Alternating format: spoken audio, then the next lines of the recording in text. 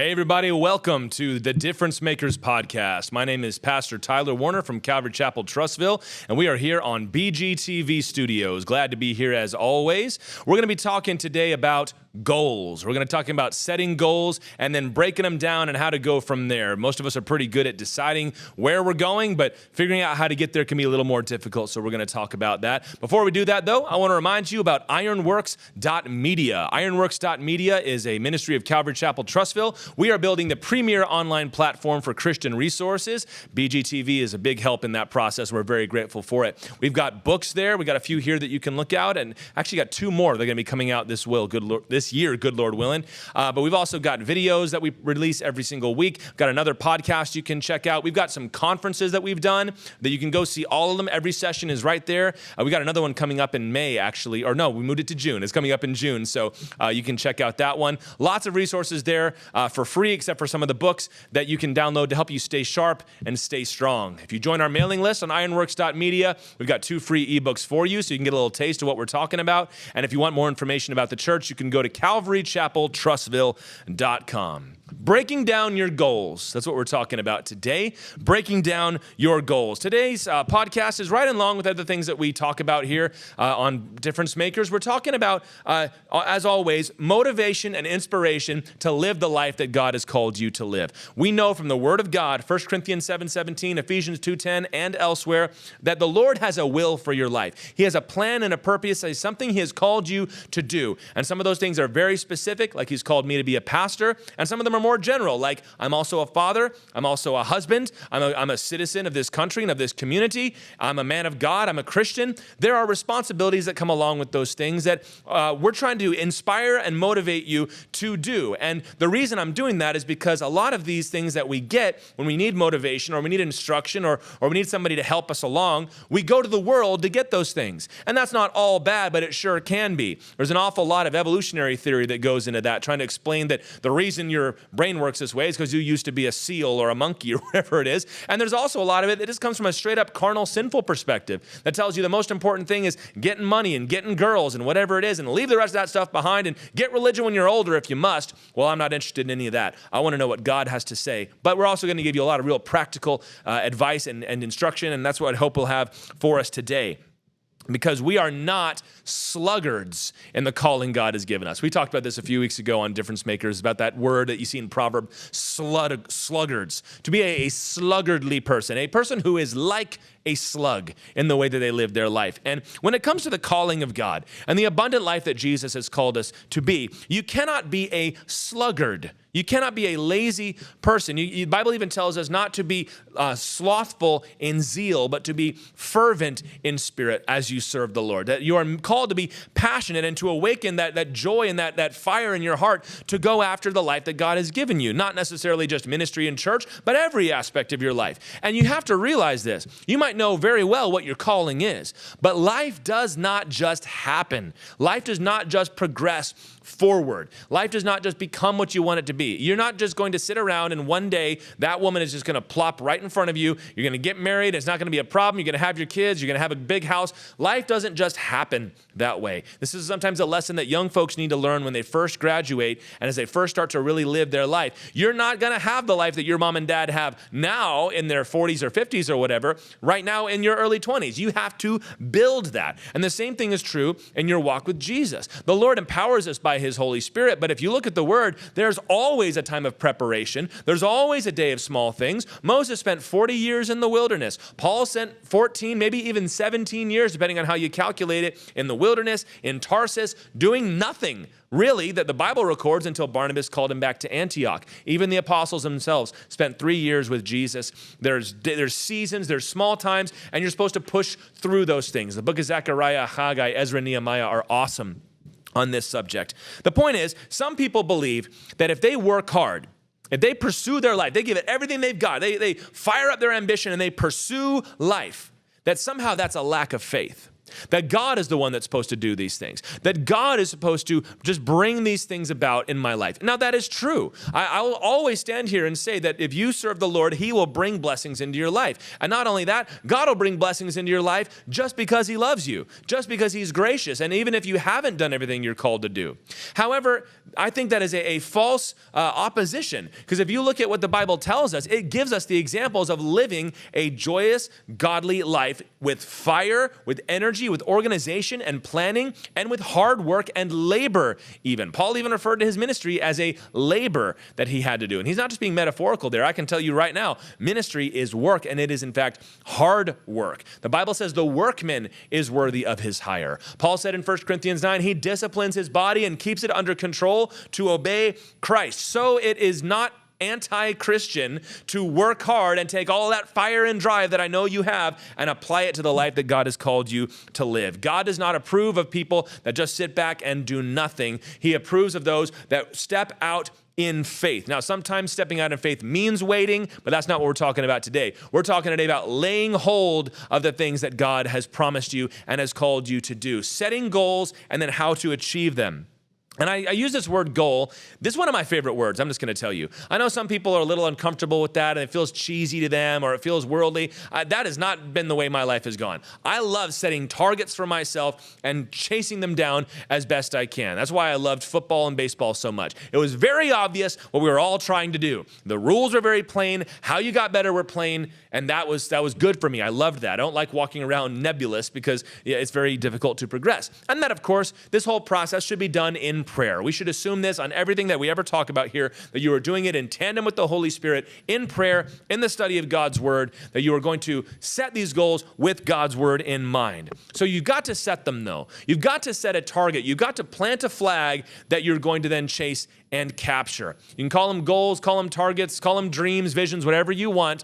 Chasing those things down is so important. Now, these can range in various ways. Some of these goals are going to be very broad and very difficult to lay hold of. For example, Paul says that he does everything that he does that by any means possible I might attain to the resurrection from the dead. And I would say that's the ultimate goal of every man and every woman on earth, is to live forever, to live past this life. But of course, how do you do that? You can't really break it down and say, okay, I'm going to go to church this many times and I'm going to do this many mission trips and tithe this much money. Well, that's legalism. However, it is still a good goal. Saying something like, I want to have a great marriage is an awesome goal to set for yourself. You can maybe break it down some, but even those are going to be a little broader. To love my wife like Christ loved the church. That's an amazing goal for you to have. Or for you're a wife, I'm going to submit to my husband as unto the Lord in all things. That's an outstanding goal for you to have. However, it's very difficult to measure that, you see. I'm just saying some of these things are big, and I would say the farther out your goal is, the more broad it will be. Some of it is going to be very, very specific, and those are my favorite. If you're looking at your business and say, we need to make X amount of dollars in sales this year, that's a goal. You stick it on the wall, you stick it on the mirror, you put it in your wallet, whatever, and say, this is what we're doing, and this is what we're chasing down. Why do we do things like this? Well, because otherwise it gets very, very stressful. I'll tell you that if I wake up at the beginning of the day and I show into work and I don't have a to-do list, then I am very, very stressed out about that day. Even if I know that there's really nothing going on, there's no big project, there's no looming deadline. However, I don't know that for sure because I haven't taken the time to set it out. And your life can be that way as well. Isn't it stressful when you're working at a job that you don't intend to stay at, but you don't know what to do? You don't know where you're going next. It's not that you wouldn't do it if you knew. It's just that you don't know. That's why taking the time to set targets and set goals is so important. If you say, I don't really like the way that my body is growing, I don't feel like it's healthy, I feel like I might be committing the sin of gluttony, and I want to get better, I want to get in shape. All right, well, what are you going to do though? That's a target, that's an idea, that's a dream, but have you made a goal such as, I'm going to go to the gym 3 days a week for the next 6 months, or I'm going to lose 40 pounds, or whatever it might be, I'm going to run a mile every day. Those things are better because they focus you. And you're not going to become bitter. You're not going to become angry at life and start blaming everybody else. Because this is the other thing that comes in, is if you don't have a purpose, you've not set yourself a target to chase down, and therefore you're not progressing towards any kind of target or any kind of goal, you start to get mad at the world. It's my husband's fault. It's God's fault. It's society's fault. It's the government's fault, whatever it might be. And that's not good. I don't want that for you. Neither does the Lord. So you've got to start setting goals so that you know where you're going. It's kind of like in Alice in Wonderland, where she said, can you give me directions? And he goes, well, that all depends where you want to go. And she goes, well, I guess it really doesn't matter. And he said, then it doesn't matter which way you go. And of course, the whole purpose of that is she needed to figure out what she wanted. That movie is all about, little rabbit trail here, but that movie is all about, what if there was a world with no rules at all? And it's not a very pleasant place to be. Neither is your life if you don't have a target or you haven't set some goals for yourself. So I want you to think about your life. What have you been called to do? What is your dream? What is your purpose? And for some of you, this is very obvious. You're in medical school. You're going to be a doctor. You're writing. You want to finish that book. You've got some kids. You want to be a good father or a good mother to them. You planted a church, you know what your goals and your targets would be. But you need to set them down, you need to write them down, you need to come up with these things. So that way you know what you're chasing down. And I will encourage you to set big goals, to set some big ones. Jerry Falwell in Lynchburg, Virginia, he stole this from somebody, but I'll give him credit because I heard it from him first. He always used to talk about having a BHAG, a big, hairy, audacious goal. Why do we set big ones? Because it's got to be big enough to excite you and motivate you. If you're a quarterback and you show up and say, well, this year, I would like to have a winning season, and I would like to complete at least 50% of my passes. Those are two very achievable goals, but they're not going to excite anybody. They're not going to fire up any GM to bring you on. They're not going to get those unruly skill players to follow you. But you showing up and saying, we're winning a Super Bowl this year, and heck, we're going to win 2 Super Bowls in a row starting right now. That's something that people can get behind. You see this during presidential elections where somebody comes out and they say something very nice and very reasonable, and they say, well, what we'd like to do is we'd like to lower the deficit by a few $1 million, and we want to make sure that the programs we have are restored. And I would also like to take a look at some of our policies, and you hear that, and this guy doesn't know what he's doing. It might all be good stuff, but somebody who comes along and they say, no offense to whoever doesn't like this, but they say, we're going to make America great again. What is that? That's a big goal that everybody can lay hold of. For Obama, it was hope and change we can believe in. It's a big idea. It's a big goal. And critics might say, but it doesn't mean anything. It doesn't matter. He is articulating a powerful, big idea. And so taking this out of the realm of politics, it's not really political, it's just an illustration. For you, are you setting goals for yourself that are going to excite you? You have so much more ability than you think. And especially once you start breaking down goals like we're going to talk about, and you start chasing every individual one day by day, you'll be amazed at how far you get to go, all right? So we're setting goals. We've set some targets about what we want to do. And now we're going to think, okay, where in my life do I need to be working on these things? Maybe you got some big targets for your life. We're going to spread it down, first of all, to the different domains of life in which you exist. And the way I do this, there's 10 different ways I look at that, and you can divide these up however you like. But I'll say the first one is your spiritual life. Are you setting spiritual goals for yourself? We've talked about, the resurrection from the dead. I want to serve Jesus. I want to follow God all the days of my life. Okay, well, let's look at some things a little more practical. Are you wanting to read your Bible every day? Are you wanting to pray for 30 minutes every day? That's a very good, reasonable, and yet still pretty challenging goal right there. Maybe you've got something like, I want to go on a missions trip to this country. I want to be able to tithe this much money. I want to be able to, whatever it might be, memorize Bible verses or share the gospel with this many people or lay hands on this many people to pray the prayer of faith for them to be saved. So where in your spiritual life? How about your physical life? I'm talking now about taking care of your body, being in shape. I think so many Christians, because we don't want to be carnal and vain about our bodies, we indulge ourselves in the sin of what the Bible calls gluttony, which is not good. You need to be able to be looking after yourself so that you can not be a financial burden on your family later, and so that you yourself can have the energy that you need to go about your life. And it's also a really good way to prevent yourself from slipping downward into some negative headspace that God doesn't want you to live in. Your personal life. Things like your relationships. And as I would say, even your goals themselves can go under your personal life. How are you going to treat your family? We set a goal one time in my family where we were going to be having dinner together every night for a week. We say every night this week we're having dinner, and then we spread it out. Okay, it's baseball season. It's a little harder. We're going to sit down at the table to eat dinner at least 2 nights a week. Now it's summertime. Now we're going to try to do it 5 nights a week. And that way we're not doing it all the time, and sometimes we missed our target, but it's keeping us together. That's a great example of something that maybe your goal is to be a close-knit family. Well, you can't just say, we're going to be close-knit 5 days a week. You add something in there like, we're going to have dinner together. We're going to go on vacation together. We're going to talk about each other's day. That's the kind of thing. Look at your professional life there. Your professional life is pretty obvious to set targets for this one. In fact, very often they're set for you. But you should be thinking bigger than that. Do you want to get a promotion?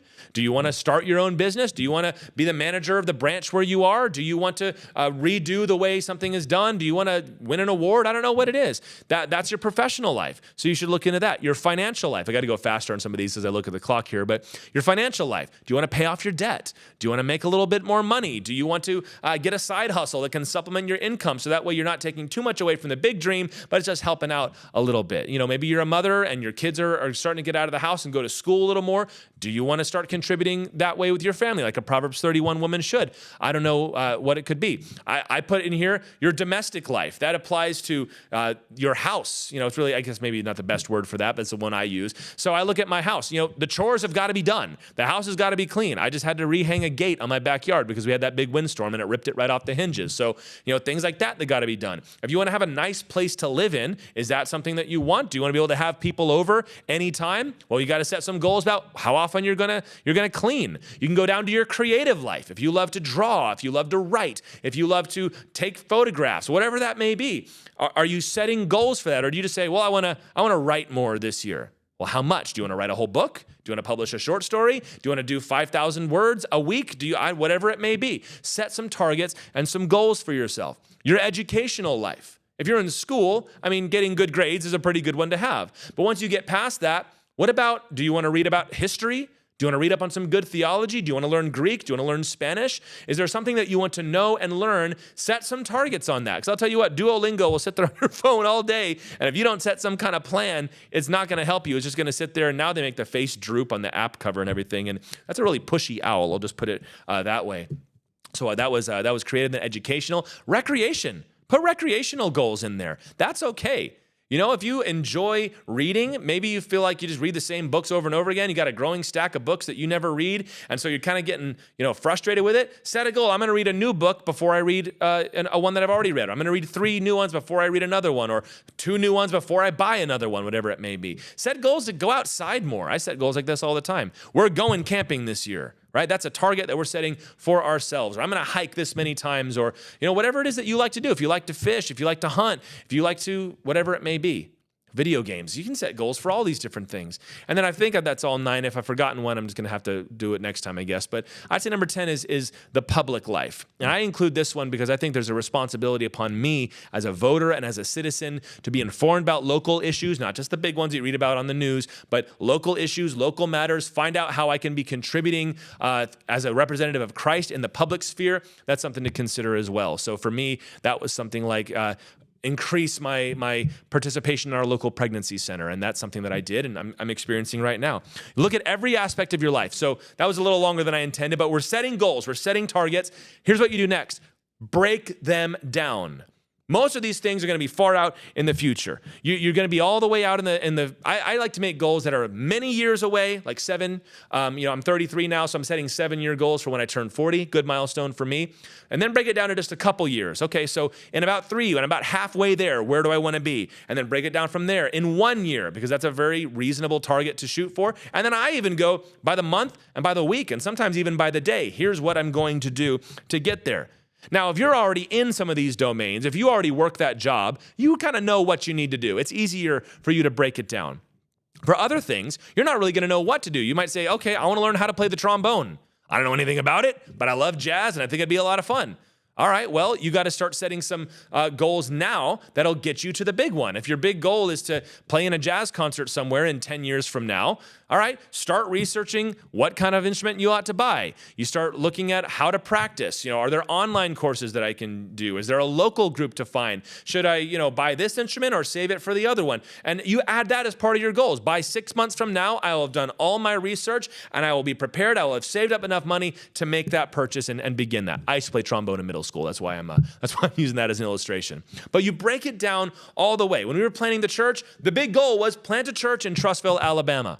Okay, so that means 1 year from now, we need to be having our first service. We're having our first service there. That means we need to find a location. So by what date do I need to do that? I need to get the word out to people. So when am I going to do that? I need to resign from this job. How much time is my boss going to need? I've got to do some reading and some planning. I've got to recruit some people to come and be part of the team. I've got to get some Bible studies prepared. I got to think about websites. I've got to think about legal, administrative matters. And once you've done all that research, now you start putting them in the plan and you go, okay, how fast can I get this done? How do I need more time than initially anticipated, or do I need to just work harder? Find out what you need. Do you need experience? Do you need education? And when you do this, all of a sudden these things become really doable. It becomes impossible to say, I'm going to lose 50 pounds. But you know what becomes very doable?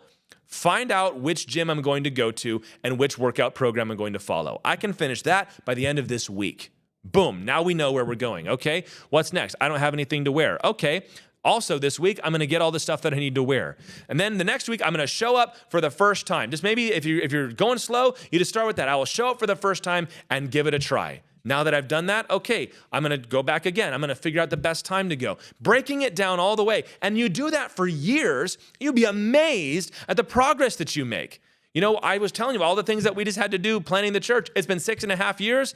And here I am on BGTV. That didn't happen all at once. That happened little by little, Sunday after Sunday, phone call after phone call, long trip from Virginia, all that. It all had to come together, and it's the same thing that you've got to do, all right? Now, here's the last thing that I'll add to this before we start to conclude it, which is you've got to find a way to quantify your goals. Quantify means to attach a number and measure it, all right? Now, I'll say right off the bat, this is not always going to be possible.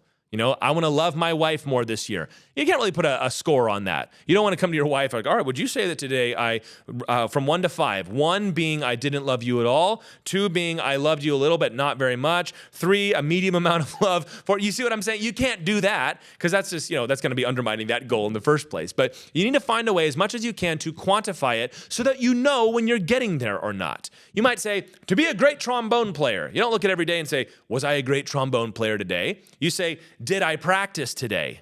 Was it a good practice? Did I practice? How long was it? How often did I accomplish all the targets that I wanted to set? Well, I need to really join a group if I'm going to do that. Okay, did we look into finding a group? Have we hit the target? When can we actually check it off? If you're making your to-do list and your goals list full of things that you never really know when you've done it, then, there's a problem with that.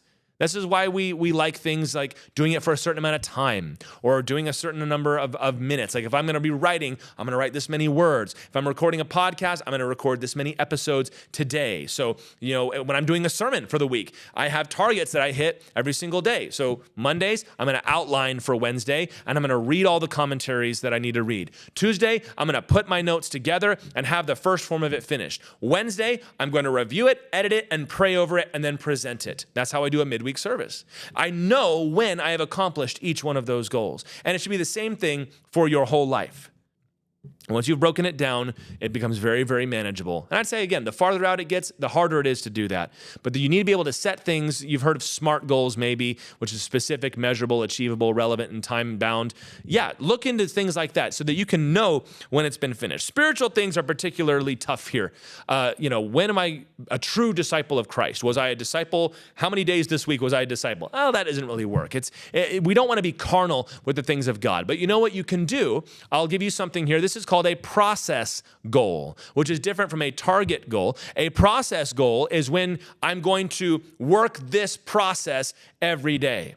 So if I want to become a purely sanctified Christian, difficult to measure that. You know what you could measure is, am I doing my Bible reading and prayer every day? Am I evangelizing once a week? And that can all drift into legalism, but some of us, legalism is not our problem. Being a sluggard is our problem, and we've got to learn how to measure and work on those things. And what's great about setting goals and setting targets is that they shouldn't be a burden on your back. You want them to provide you some accountability, but you only have these things to, in essence, grade yourself. And if you miss it, well, you missed it. you get back up and you keep on going. If it's something very serious, that is a signal to you that you're putting it off. And if it's something that's not that serious, it's just a reminder that, okay, if I want to progress in the things I've said I want to do, I'm going to have to do more than that. It's a way of checking it. We say as a board, when we have our budget meetings as a board at our church, that we're not setting the budget in order to be slaves to it, but so that it can serve us. So that if the Lord calls us to spend more than we intended, we can do that, but at least we know that we're spending more than we had originally planned. So it's not to bind you, it's to guide you and grade you and just provide you some checkpoints so that you know if you're progressing. And at times, there will be days when you feel like you're just spinning your wheels, like you're not moving forward at all. And maybe that's true. Maybe you need to step back and reevaluate. Make that a target for the day, is evaluate if the current system is a good one. But it also might not be. It might be that you're working the system and you're accomplishing things and you don't see motion, but that's because it still takes time. I have found that once you start, the motion is good for you. If you try anything brand new, you're going to be bad at it. My son hates learning a new sport because when he first starts, he's no good and he wants to win. But I have to teach him, you're going to be bad at it until you're good at it. But progressing and trying is awesome. Don't waste all your time trying to find the perfect workout program. Just go do something. Just go in there and pick something up or run or jump or do something. In your spiritual life, don't waste all your time trying to find the perfect, Bible reading plan. Just open the book and read the book. Still find a plan, but don't let it stop you, because motion will move you forward. Inertia works in your favor here. And I had one other point in here, which is about celebrating your wins and your progress. Maybe we'll talk about that another day, running out of time now. But you got to be able to celebrate those wins when they come.